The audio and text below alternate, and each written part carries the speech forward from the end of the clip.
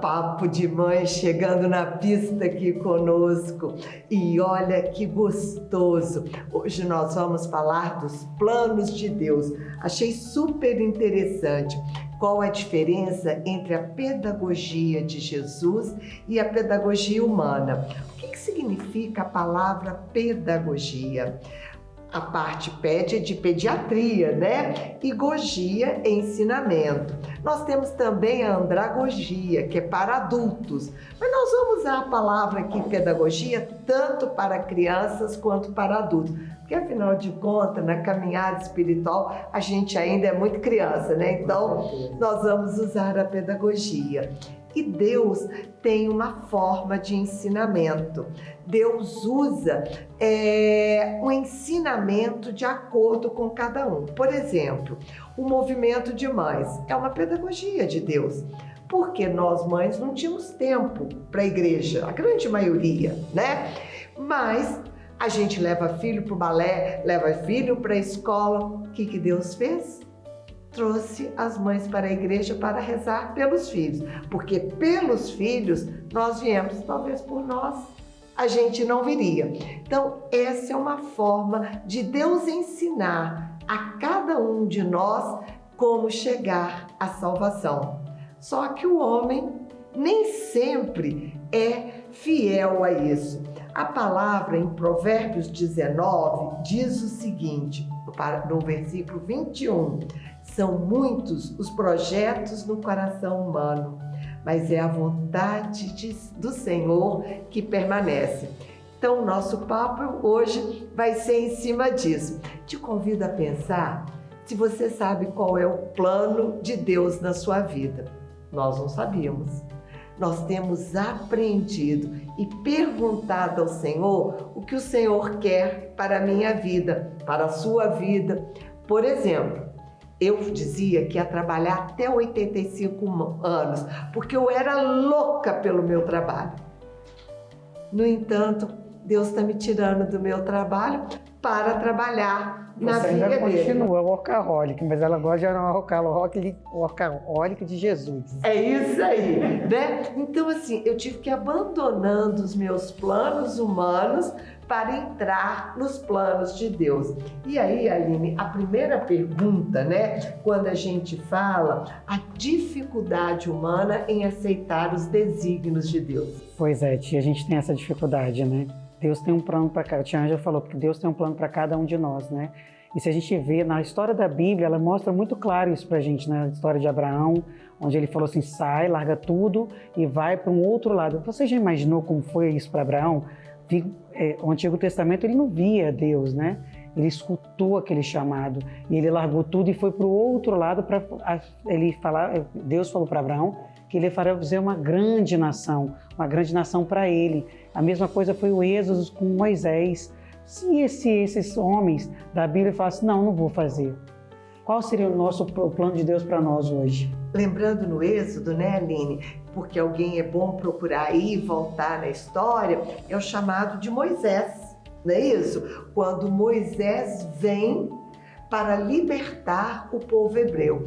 E aí, quando você falou em Êxodo, eu lembrei, porque olha a vida de Moisés. Joquebede vai ter um filho numa época que ele podia ser morto, porque o momento era para isso. Mas Joquebede vence isso, coloca ele num cestinho, faz uma estratégia do rio para que a princesa pegue Moisés e crie.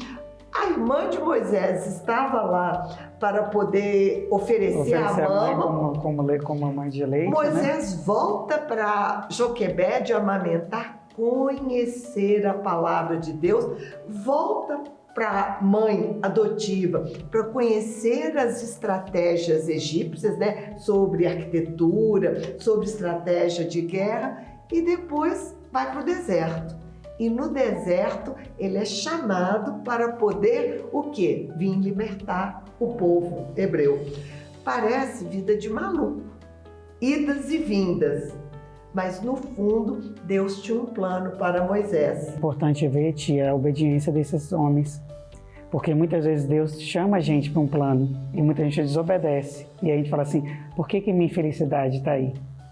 E aí a Cris vai falar pra gente sobre isso, né? Porque uma coisa são os planos de Deus e outros são os planos humanos. É verdade, é isso que você falou, Aline. Quanto à desobediência, né? Os planos de Deus são maravilhosos, mas muitas vezes, quer dizer, na maioria das vezes nós não enxergamos os planos de Deus e a nossa humanidade fala mais alto, a nossa incredulidade, né? E um grande exemplo que a gente tem é de Sara. Você falou de Abraão, agora eu vou falar de se lembrar aqui Sara, a esposa de Abraão. E Deus tinha um plano para eles, né? Que eles iriam engravidar na velhice. Mas ela não acreditou. Não aguentou. E aí, o que ela fez? Ela foi atrás ali da escrava, né, de Agar. E aí Agar teve um filho com Abraão, que foi Ismael. E vieram muitos problemas ali de não aceitação e tal, muitos problemas. E mais tarde, na velhice, Deus cumpre o plano dele. Sara teve Isaac, mas as consequências ficam, né? E teve ali a divisão do povo, né? Isaac e o Ismael. Então é muito triste quando a gente realmente não enxerga os desígnios de Deus, porque Ele tem um plano de amor, um plano de salvação para todos nós. Então que a gente tenha muito cuidado, né? Que a gente seja obediente na escuta de Deus, né? Que a nossa humanidade não fale mais alto do que os desígnios de Deus para nas nossas vidas, né, tia? E trazendo isso, né, para as mães que estão nos ouvindo, pensa quantas vezes a gente atropela a vocação do filho. Às vezes a escolha de um filho é para uma determinada esposa e a gente fala, não, essa eu não quero, essa eu... Quem sabe é aquela mulher que vai santificar a vida do nosso filho. Quantas vezes, na hora de escolher a profissão, eu pergunto, Senhor, o que o Senhor quer para o meu filho? Isso é desígnio de Deus. E outra eu falar, eu quero que meu filho seja médico. Nós viemos conversando sobre isso, né? Na hora que nós estávamos no avião, de uma família que a menina quer ser médica, mas o pai quer que ela seja economista para poder cuidar da fortuna da família. Será que é essa a vocação? Eu estou usando o desígnio de Deus ou o desígnio humano? E uma pergunta, né, Camila, que a gente também conversou sobre isso, qual é a diferença entre plano de Deus e destino? O que é plano de Deus e o que é destino? Isso aí, né? Porque a pedagogia humana às vezes impõe muito essa palavra destino, né, na vida da gente. E às vezes até por falta de informação, em outros programas já falei, né, que eu não tinha, né, iniciação na igreja, nada. Eu me lembro tanto da minha adolescência, eu lendo a revista que chamava Horóscopo. Eu comprava na banca, eu morava no interior, mas eu comprava horóscopo. Porque eu acreditava ali na minha ignorância infanto-juvenil ali que eu tinha um destino. E aquilo ali era a pedagogia humana que se impunha para mim. Eu demorei muito tempo para poder entender que não existe destino, para entender os planos de Deus. Porque às vezes é mais fácil, quando a gente não entende o plano de Deus, a gente bota, ah, não, isso é destino, não tinha jeito. É mais fácil a gente rotular do destino do que falar, não, foi meu livre-arbítrio que bagunçou os planos de Deus.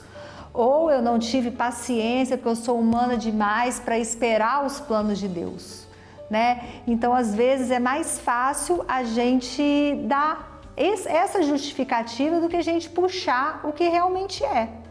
Então, a pedagogia humana, ela atropela. E é isso que você falou, né? Quando você igualou aí o ensinamento para adulto, para criança, porque nós somos eternamente, temos que estar ali aprendendo diante dessa pedagogia, ser humilde para acreditar nessa transformação o tempo todo. A Aline e Cris citaram exemplos da Bíblia e dos planos de Deus. Você vê que diante de um povo que era grande naquela época, a gente tem exemplos pontuais. Imagina quantos planos de Deus foram interrompidos, né, por interferência humana, por pedagogia humana, por livre-arbítrio, assim como acontece com a gente hoje. Então a história vai se repetindo, né, tia? Você me fez lembrar, filha, de uma coisa agora da Bíblia, que a gente às vezes lê a Bíblia, mas quando fala isso atualiza, né? Por exemplo, né, Jeremias, lá no Antigo Testamento, ele diz para os judeus uma frase que sempre ficou no meu coração, que era para eles se submeterem ao poderio dos babilônicos, porque os babilônicos seriam a mão de Deus naquela população. E eles não aceitaram e acabaram tentando resistir, né, com os planos humanos. E o que aconteceu nesse momento? Acabou que uma coisa que poderia ter sido pacífica, aquele período onde eles se submeteriam, pagariam o tributo e aprenderiam a adorar Deus verdadeiramente, eles resolvem brigar contra a Babilônia. Perdem e são escravizados. Precisaram de viver 70 anos no exílio para aprender a viver sem o templo e descobrir a palavra. Porque uma coisa é fato, gente. Deus tira sempre uma coisa boa dos nossos erros, se a gente quiser aprender. E eu estava lembrando, né, também aqui, que às vezes a gente humanamente tenta se esconder nos planos de Deus, né? Até estava conversando com você antes sobre a questão de tirar a palavra, né? Até acho importante você explicar essa questão, que às vezes a gente quer achar as respostas, né? Não, vamos ver quais são os planos de Deus para mim, vamos rezar, tirar a palavra, isso é uma verdade, acontece. A gente abre e vem a palavra ruim, não é essa não, aí vai abre a outra. Exatamente. Não é essa não, peraí, não é essa que eu quero não. A gente não pode atropelar a pedagogia, atropelar os planos de Deus com a pedagogia humana, mas eu acho bacana, tia, você colocar isso, explicar. Uma coisa que eu explico muito para as meninas aqui é que a gente pode rezar muito e pedir uma orientação. Outra coisa é a gente fazer disso aqui algo como leitura do futuro, né? Eu quero saber o que vai acontecer e abrir aqui. Então isso é importante, porque os planos de Deus, ele vem no nosso coração se a gente estiver ouvindo. Então não adianta eu só abrir a palavra. O que essa palavra quer dizer para mim? Porque a mesma palavra para mim tem um sentido, para a Aline tem outra, para a Cris tem outra e para a Camila tem outra.